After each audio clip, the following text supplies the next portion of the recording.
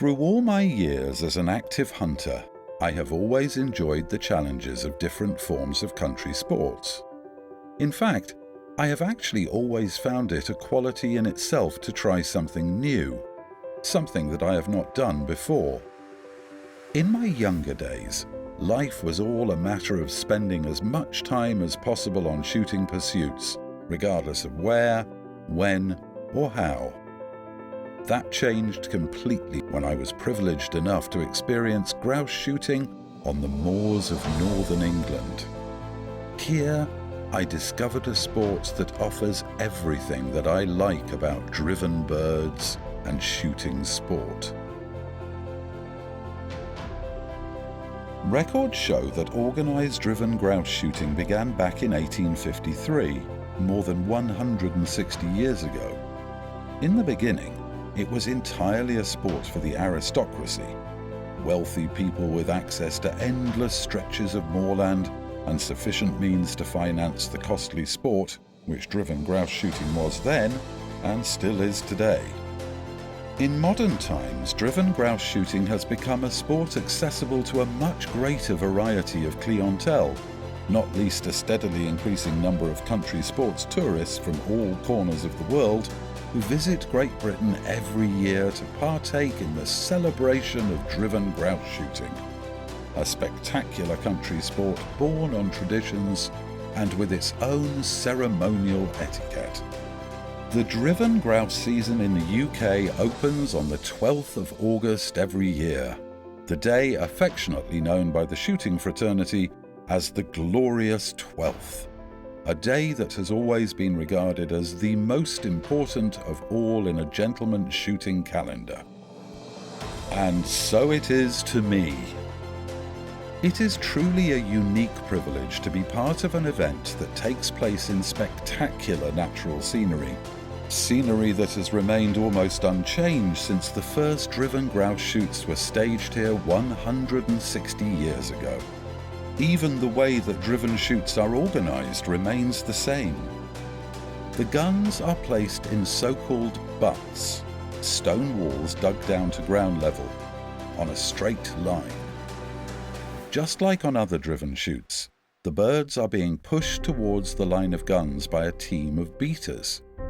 But with grouse, many things are different.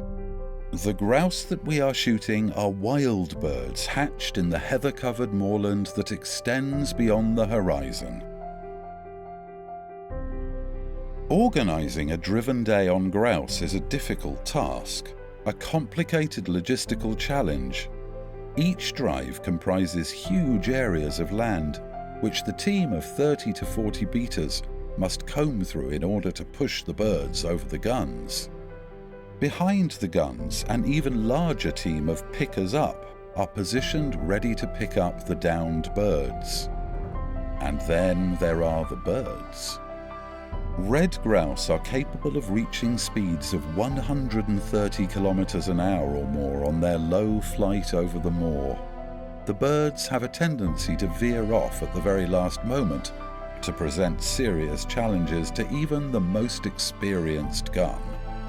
Experience and practice are not only a good idea, they are prerequisites of success. But perhaps the most important thing that makes a driven day on grouse something special is knowing just how much dedication and uncompromising efforts it takes to make the day a successful one. That is just one of the things I have learned about country sports and about myself. If I am able to fully appreciate the workload of preparations that precede a successful day of shooting, the event will be an even better experience.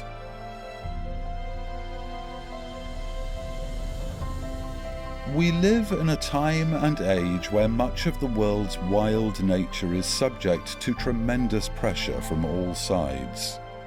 The reality is perhaps that whatever small areas of unspoiled nature are left still in this world, we must strive to understand and truly appreciate the inherent value that nature presents to us in order for it to survive. Such inherent value is invested in the countless hours that managing a grouse moor requires, in order to provide optimum conditions for the birds to hatch and bring the brood successfully through the breeding season. It may sound contradictory that shooting can contribute to the survival of a species, but creating and maintaining ideal living conditions for the grouse is a prerequisite for the grouse populations to consistently produce a surplus of healthy birds big enough to sustain a controlled shooting. It enables us to take home the memories of some fantastic experiences on the moors while easing the pressure on nature by only harvesting of the surplus.